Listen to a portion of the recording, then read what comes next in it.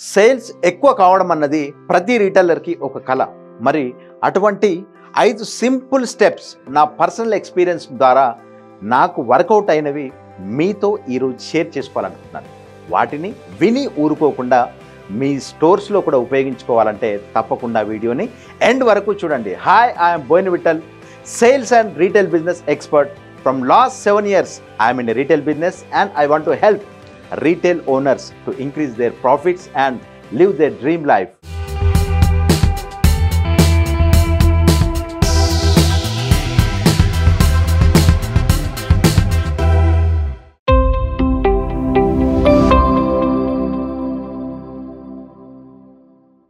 Point number 1, clean up your store's appearance.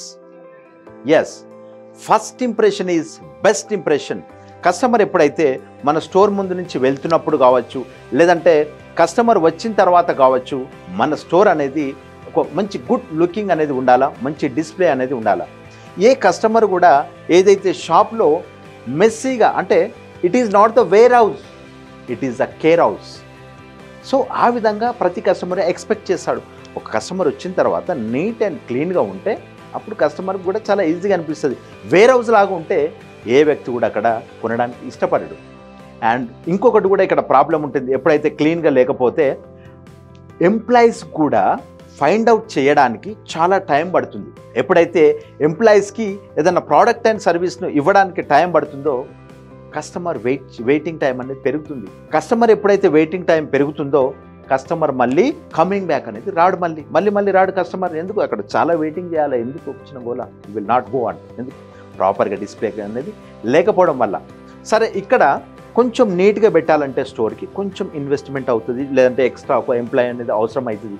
But customer satisfaction పెరుగుతుంది.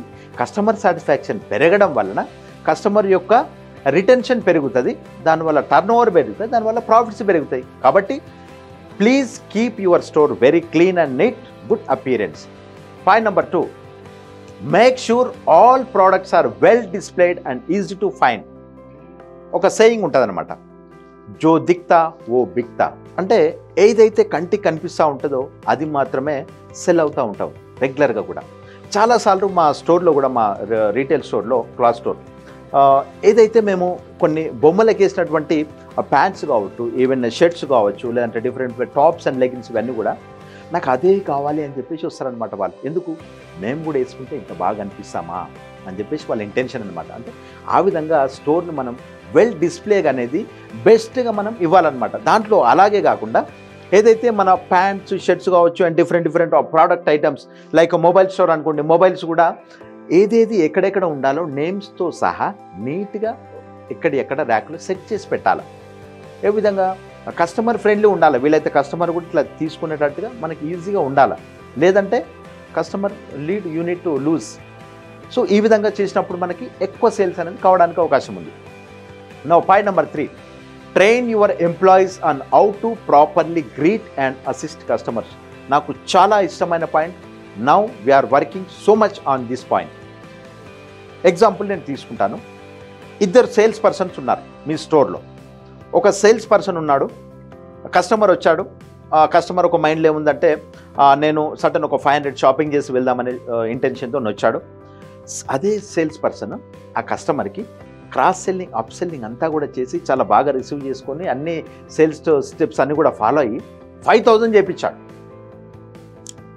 Same అదే స్టోర్లో అదే ప్రోడక్ట్స్కి ఇంకొక సేల్స్ మ్యాన్ ఉన్నాడు, 500 కొనడానికి వస్తే 0తో పంపించాడు. ఈ రెండిట్లో డిఫరెన్స్ ఏముంది? Sales man is the biggest difference. అంటే మనం మన యొక్క స్టోర్లో ఉన్నటువంటి సేల్స్ పర్సన్ కానీ, లేదంటే అక్కడ ఉన్నటువంటి మేనేజర్ కానీ ఎంత బెస్ట్గా ట్రైనప్ ఇవ్వగలిగితే అంత హై లెవెల్లో మనం సేల్స్ అనేది ఇంక్రీజ్ చేయొచ్చు. Training is mandatory. ట్రైనింగ్లో ఏమేమి పెట్టాలి?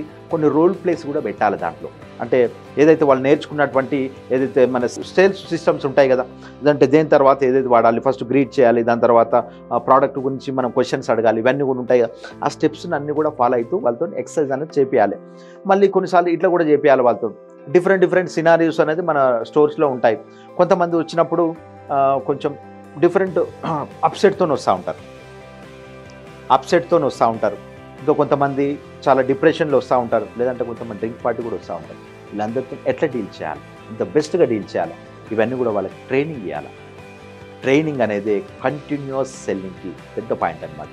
సో ఇది most important. Now point number 4, offer customer loyalty program. Customer loyalty program అనేది very very most important part in retail stores. ఎందుకంటే ఒక కస్టమర్ వెళ్ళిన తర్వాత మళ్ళీ మన స్టోర్కే రావాలంటే కొన్ని లాయల్టీ ప్రోగ్రామ్స్ అనేది కండక్ట్ చేయాలి. సింపుల్గా లాయల్టీ ప్రోగ్రామ్స్ అంటే ఏంటి, జస్ట్ లైక్ వౌచర్స్ ఇవ్వడం, క్యాష్ బ్యాక్స్ ఇవ్వడం, లేదంటే లాయల్టీ పాయింట్స్. మీరు ఇప్పుడు పర్చేజ్ చేశారు కదా సార్ 5,000కి, మీకు 500 పాయింట్స్ అయినాయి, ఇంకొక 500 పాయింట్స్ యాడ్ అయితే మీకు 500 ఫ్రీ గిఫ్ట్ వస్తుంది, లేదంటే 500 డిస్కౌంట్ వస్తుంది. వాళ్ళు ఏం చేస్తారు, ఇంకా 500 పాయింట్స్ 1000 డిస్కౌంట్ వస్తుంది, మళ్ళీ అదే స్టోర్కి వెళ్తూ ఉంటారు. చాలా పెద్ద పెద్ద షాపింగ్ మాల్ చేసేటువంటి సీక్రెట్ మనం కూడా చేయాలి. ఓకే, సో ఈ విధంగా చాలా ఈజీగా ఉంటాయి అనమాట కస్టమర్ లాయల్టీ ప్రోగ్రామ్స్ కంటిన్యూటీగా మనం రన్ చేయడం వల్ల. It is most important for repeat customers. Customer రిపీట్గా రావాలంటే కస్టమర్ లాయల్టీ ప్రోగ్రామ్ చేయాలి. Now point number 5, run special promotions and discount. చాలా స్టోర్స్ కూడా డిస్కౌంట్స్, ప్రమోషన్స్ స్పెషల్ అకేషన్స్కి చేస్తూ ఉంటాయి అనమాట. ఎగ్జాంపుల్ హాలిడే టైంలో కావచ్చు, లేదంటే స్పెషల్ సీజన్స్ లైక్ మ్యారేజ్ సీజన్లో కావచ్చు, ఆషాఢం సేల్, అట్లా డిఫరెంట్గా అంటే ఒక్కొక్క బిజినెస్ దాన్ని బట్టి వేరే వేరే సీజన్స్లో పెడతా ఉంటారు. సో ఆ రకంగా పెట్టినప్పుడు బెస్ట్ డిస్కౌంట్స్ అనేది మనం పెట్టగలిగితే పెద్ద పెద్ద డిస్కౌంట్స్ టర్న్ ఓవర్ ఎక్కువ చేయొచ్చు మనకు, మళ్ళీ కస్టమర్స్ కూడా మార్కెటింగ్ అనేది అవుతుంది అక్కడ. సో ఆ రకంగా మనం స్పెషల్ డే రోజు ఎప్పటికప్పుడు మనం డిఫరెంట్గా పెడతాం. మదర్స్ డే రోజు, ఫాదర్స్ డే రోజు, అండ్ స్టూడెంట్స్ ఆఫర్ అని చెప్పేసి స్పెషల్గా డిఫరెంట్లో వేలో మనం పెట్టగలగాలి. ఈ స్ట్రాటజీ కనుక మనం రైట్ వేలో యూజ్ చేయకపోతే ప్రాబ్లం కూడా ఉంది. రైట్ ప్రైస్ అనేది క్రియేట్ చేసే పెట్టాలి, లేదంటే పెద్ద మనీ మనం లాస్ అయిపోతాం. సో బీ కేర్ఫుల్, జాగ్రత్తగా చూసి చాలా సరైనటువంటి స్ట్రాటజీ యూజ్ చేయాలి ఇక్కడ. ఓకే ఫ్రెండ్స్, తప్పకుండా మీకు ఈ 5 టిప్స్ అనేది డెఫినెట్గా చాలా బాగా యూజ్ అవుతాయి అనుకుంటున్నాను. అండ్ నేను మీ బోయిన విఠల్ సైనింగ్ ఆఫ్.